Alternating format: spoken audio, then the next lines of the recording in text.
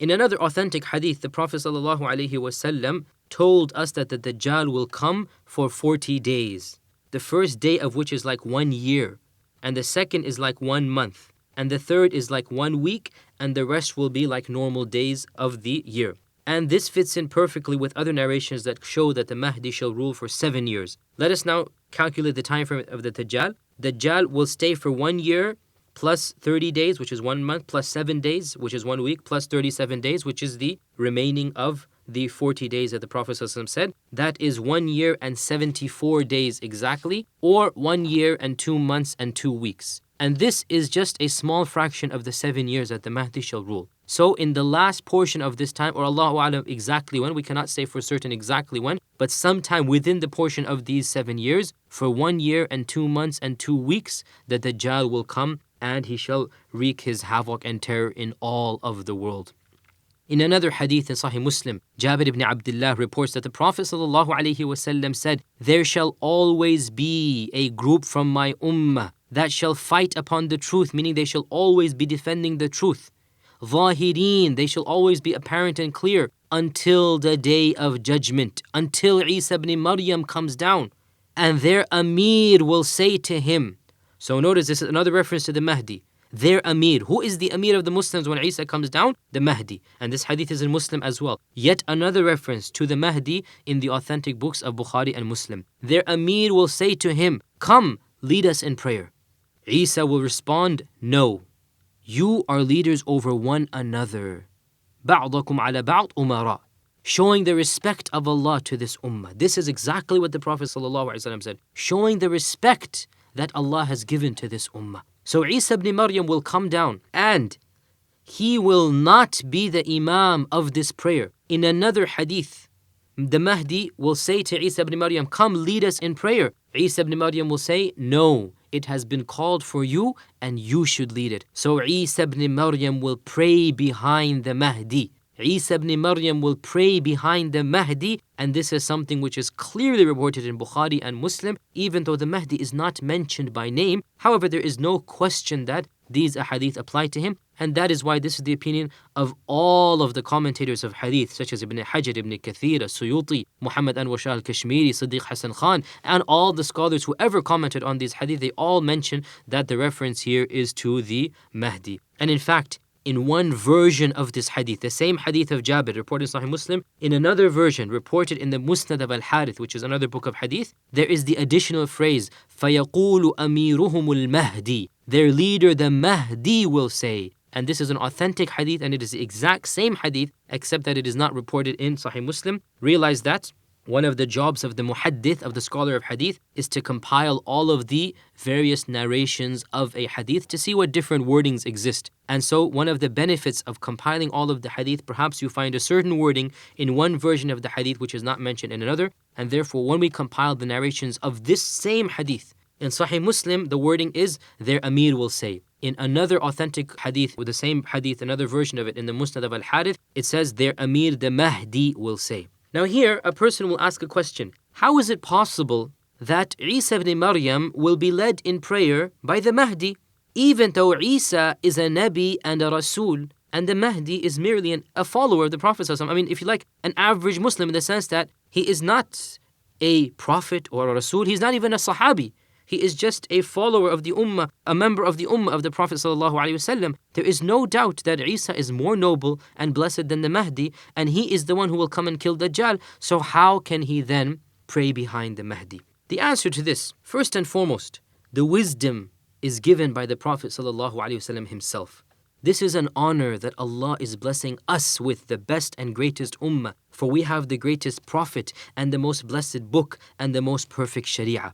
Therefore, as a manifestation of that honor, one of the followers of the Prophet ﷺ shall lead another prophet in prayer.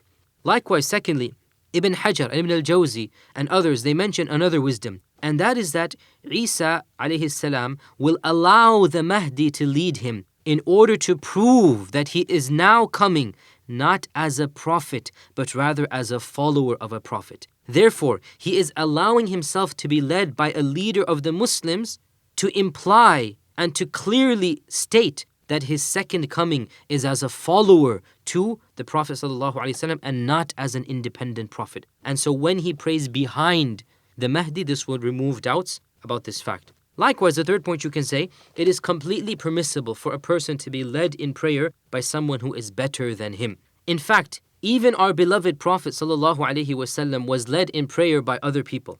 Of course, this is the exception rather than the rule, and thus in the lifetime of the Prophet ﷺ, this only occurred as far as we know 2 times.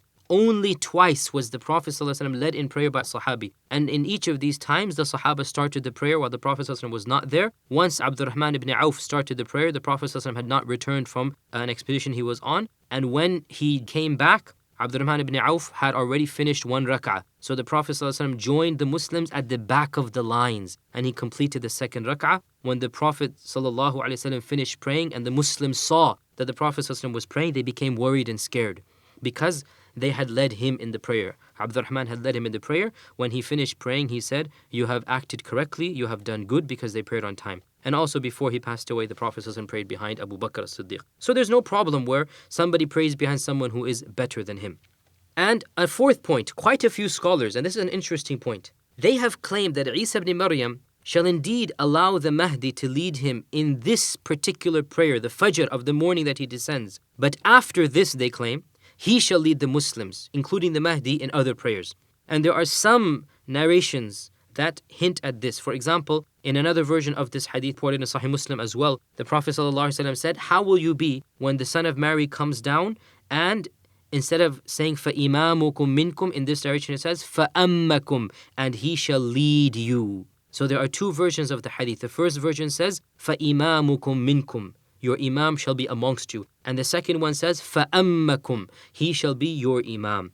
Now, this wording of أَمَّكُمْ, he shall be your imam, is only reported in 1 version of Muslim. The other versions, all of them, Bukhari and Muslim, and all the other versions in Muslim, they say, فَإِمَامُكُمْ مِنْكُمْ, your imam will be amongst you. So some scholars have claimed that the wording فَأَمَّكُمْ is not as preserved or as authentic as the wording فَإِمَامُكُم مِّنْكُمْ, your imam shall be amongst you. And while, yes, I would agree that if we had to choose between the 2 wordings, the first wording, which is muttafaq alayh, which is imamukum minkum, this is no doubt more authentic. Still, if we understand this to mean that Isa will eventually become our imam, then there is no contradiction in accepting both versions of the hadith, and Allah knows best. So, Isa ibn Maryam will come down, imamukum minkum, your imam will be amongst you, he shall pray behind this imam. And then فَأَمَّكُمْ, afterwards he shall lead and not the Mahdi. And Allah subhanahu wa ta'ala knows best. And before we move on, it is interesting side point to note that Isa ibn Maryam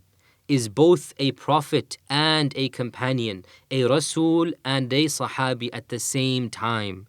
And this is the only person this applies to. Because the definition of a Sahabi is someone who met the Prophet ﷺ in a state of wakefulness while this man believed in the Prophet ﷺ, believed in his messagehood.